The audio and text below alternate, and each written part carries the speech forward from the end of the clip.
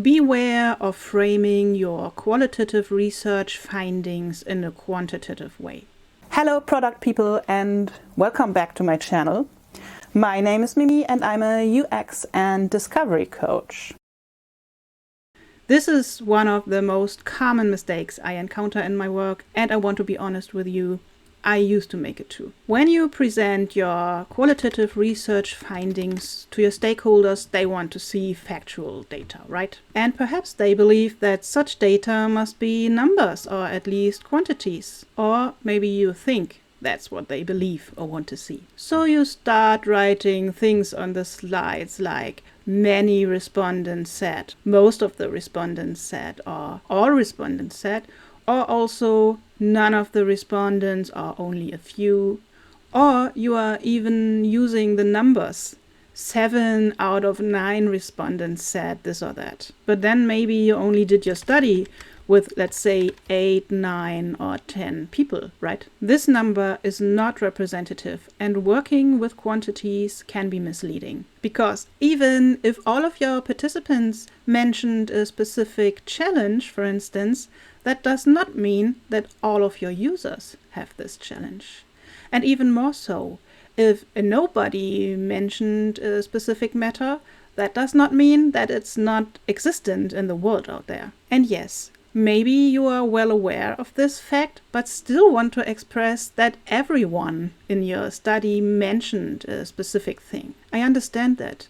But if you communicate like this, possibly to people who are not very familiar with the handling of research data, in the worst case, you create completely wrong or inappropriate images in their minds. Qualitative research is not about measuring anything.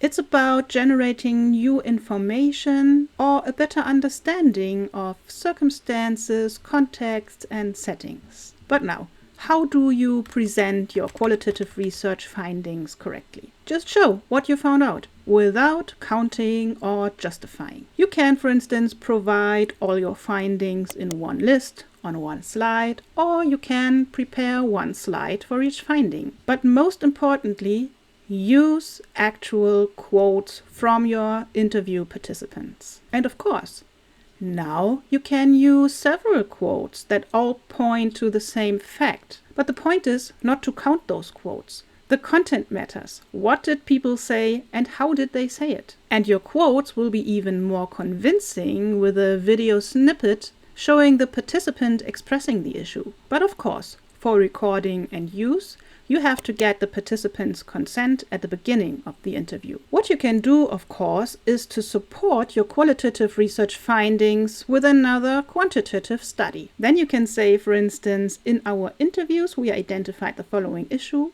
and confirmed in a survey that, let's say, 85% of the respondents have this problem. However, it is always essential to include the source of the data. Of course, it is relevant for the representativeness who the respondents actually are, but that would take us too far at this point. I hope my thoughts on this are helpful for your work. If you want to share how you present your qualitative research findings or want to share any helpful tips, feel free to write those in the comments below. And if you liked this video, please like it and share it. This way you help other people find my content.